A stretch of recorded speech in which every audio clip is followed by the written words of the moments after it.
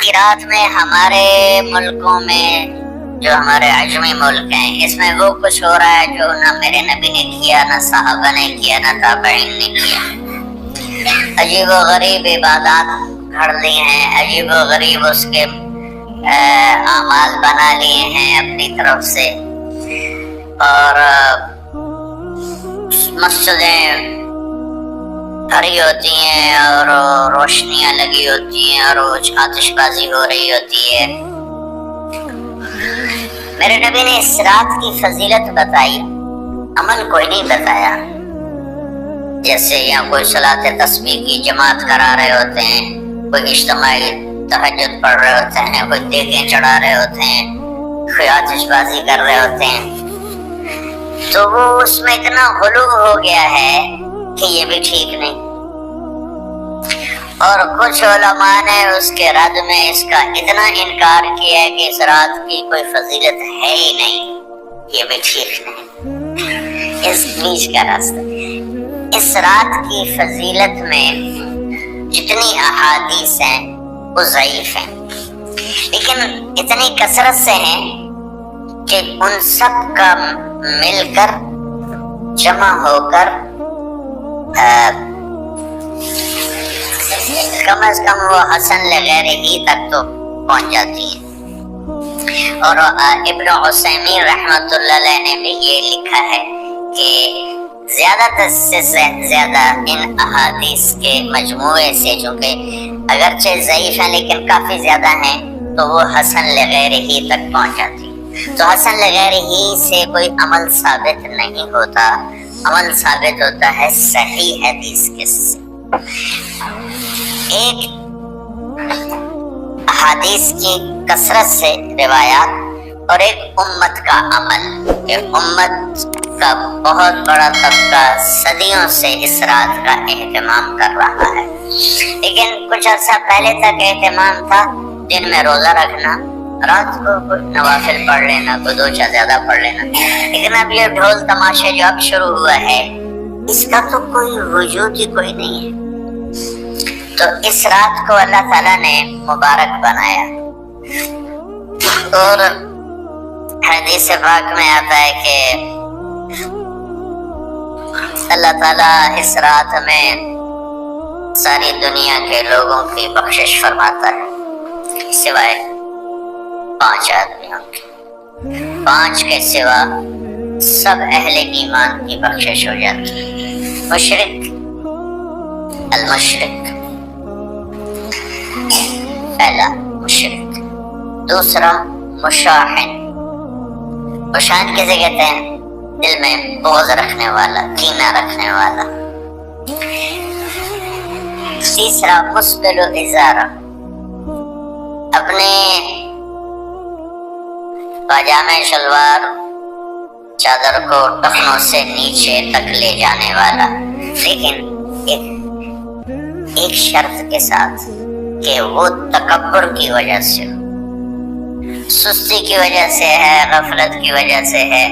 کیونکہ جب آپ نے ایک مرتبہ اس کے بارے میں بات کی تو حضرت ابوبکر صدیق نے کہا یا رسول اللہ، میری چادر، عرب چادر باندھتے تھے، جیسے ہمارے پنجاب کا لباس چادر تھا، اب وہ کم ہو گئے، ہمارے تو بزرگ عورتیں بھی اور مرد بھی سب چادر باندھتے تھے، شلوار تو کسی کو پتہ ہی نہیں ہوتا تھا ہمارے بچپن میں۔ یہ تو پھر آہستہ آہستہ جب تعلیم آئی تو شلوار دیہاتوں میں بھی اور شہروں میں عام ہو گئی۔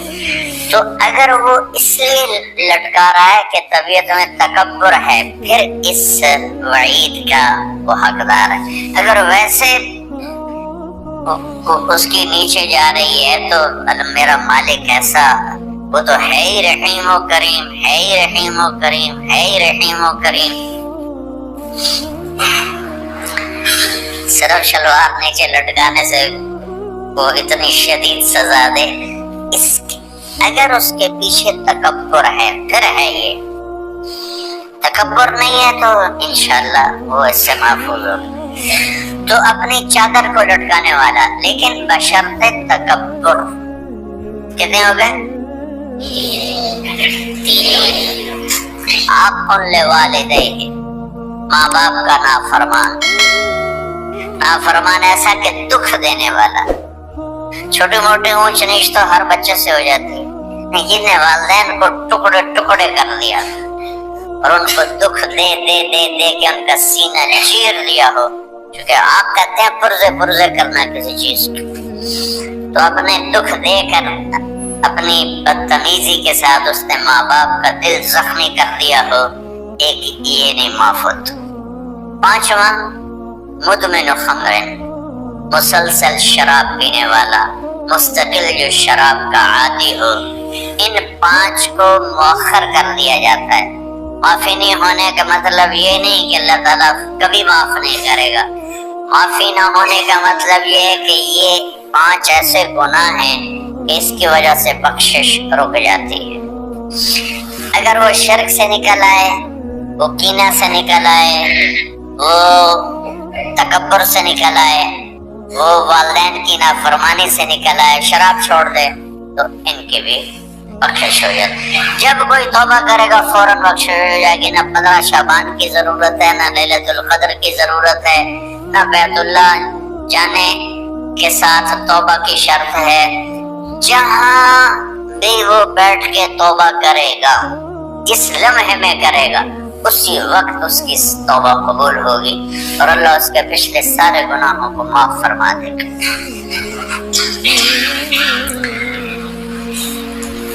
दिन का रोजा, रात का क़याम ज्यादा है। क़याम से मुराद नवाफिल हैं, कोई घर में पढ़ ले, कोई मस्जिद में पढ़ ले। नवाफिल नफली इबादत घर में ही अफजल होती हैं। मेरे नबी सुन्नतें हमेशा घर से पढ़ के आते थे।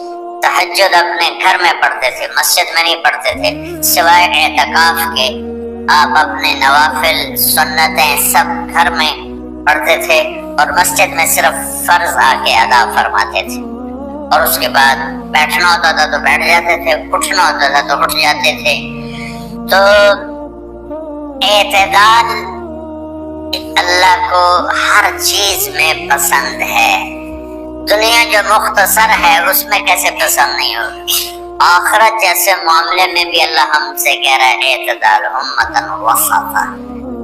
ऐसे ईसाइयों की तरह तर्क दुनिया भी ना करो, यहूदियों की तरह दुनिया के पीछे न पड़ जाओ। हरिस के हलाल भी कमाओ, अपने बच्चों को भी देखो, अपने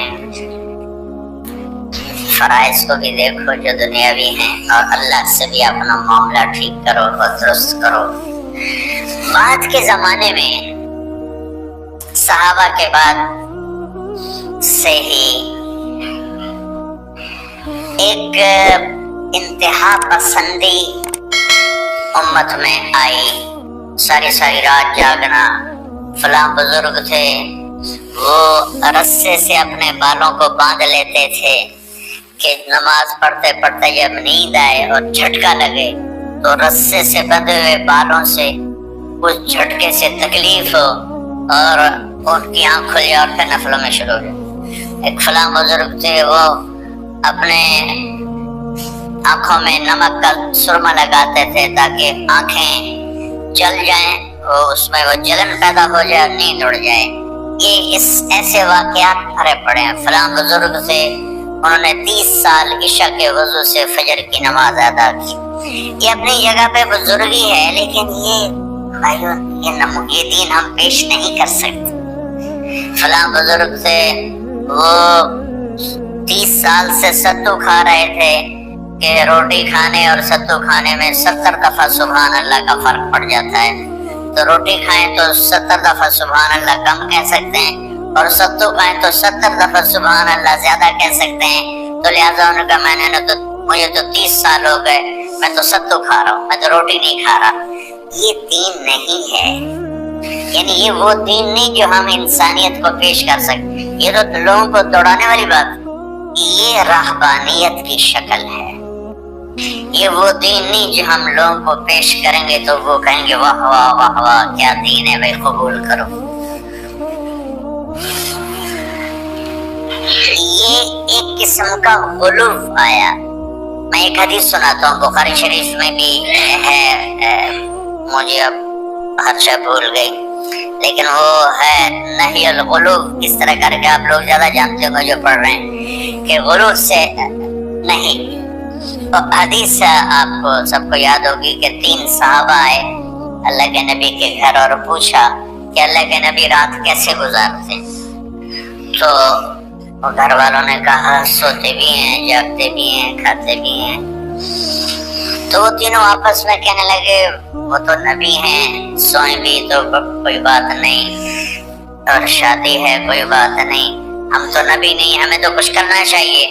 ایک نے کہا کہ میں ساری زندگی روزہ نہیں چھوڑوں گا، ایک نے کہا کہ میں ساری زندگی سوؤں گا نہیں، ایک نے کہا میں ساری زندگی شادی نہیں کروں گا۔ تو دیکھنے میں تو واہ واہ کیا بڑی بزرگی ہے بھائی، بڑے بزرگ ہیں۔ ہمارے نبی کو پتا چلا، آپ نے تینوں کو بلا لیا، کہ تم مجھ سے زیادہ اللہ سے ڈرنے والے ہو، میں تم سے انا اتقاکم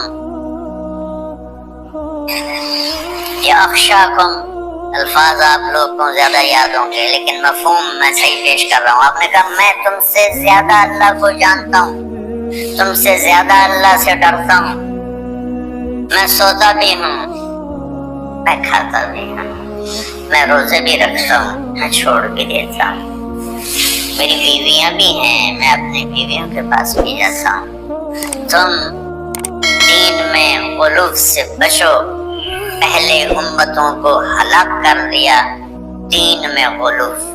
دنیا میں غلو یعنی انتہا پسندی، ایکسٹریمسٹ ہونا، دنیا ہو یا دین ہو دونوں میں اعتدال بچو، اللہ تعالیٰ کو پسند ہے۔